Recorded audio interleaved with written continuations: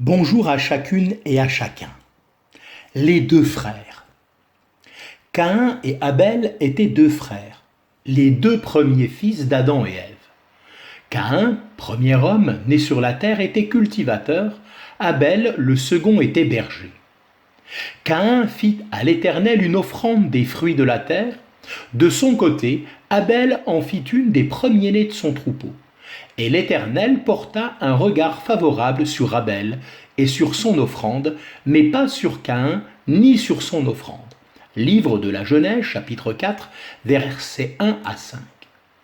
Quelle différence y a-t-il entre ces deux frères pour que Dieu accepte l'offrande de l'un et non celle de l'autre? Apparemment aucune. Les deux pratiquent un métier honnête et honorable. Abel s'occupe du menu bétail et Caïn cultive le sol, ce qui est tout à fait selon la pensée de Dieu. Mais ce qui fait la différence entre les deux, c'est l'état de leur cœur et ce qu'ils ont compris de ce que Dieu veut. Caïn n'a pas pris conscience de son état de péché. Satisfait de lui-même, il croit pouvoir se présenter devant Dieu en lui apportant le fruit de son propre travail, fruit produit par un sol maudit à cause de la désobéissance de l'homme, comme nous le révèle le verset 17 du chapitre 3 du livre de la Genèse. Abel, lui, a compris qu'un sacrifice sanglant est nécessaire. Sans effusion de sang, il n'y a pas de pardon de péché, nous dit l'Épître aux Hébreux au chapitre 9 et au verset 22. Il s'approche de Dieu en lui offrant des premiers-nés de son troupeau.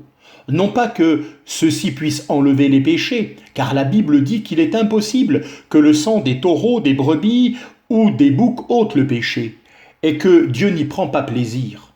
Mais Abel comprend et sait, par la foi, qu'un sacrifice est nécessaire, que le sang doit être versé, que la mort, jugement du péché, doit intervenir pour qu'il trouve grâce devant Dieu. C'est par la foi qu'Abel offrit à Dieu un sacrifice plus excellent que celui de Caïn. C'est par elle qu'il fut déclaré juste, Dieu approuvant ses offrandes, et c'est par elle qu'il parle encore, quoique mort, nous dit la même Épître aux Hébreux au chapitre 11 et au verset 4. Ces deux frères, extérieurement sans différence, représentent deux catégories de personnes.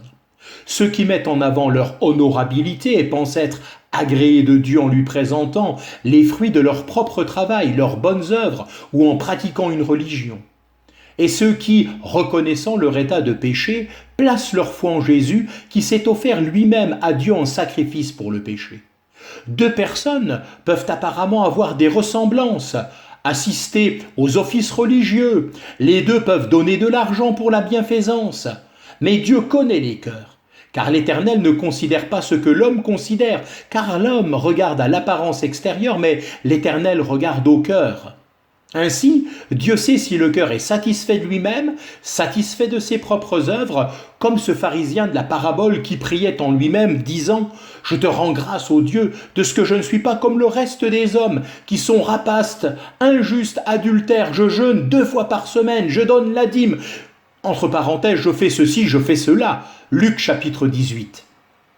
Dieu sait aussi si le cœur est conscient de son indignité, comme ce publicain de cette même parabole qui n'osait même pas regarder vers le ciel et se frapper la poitrine en disant « Ô Dieu, sois apaisé envers moi, pécheur ». Dieu sait s'il a mis sa pleine confiance dans le sacrifice suprême de Jésus-Christ, l'agneau de Dieu qui s'est offert lui-même, donnant sa vie en rançon pour ceux qui croient. Son sang a coulé et ce sang purifie le croyant de tout péché. Que le nom du Seigneur soit béni.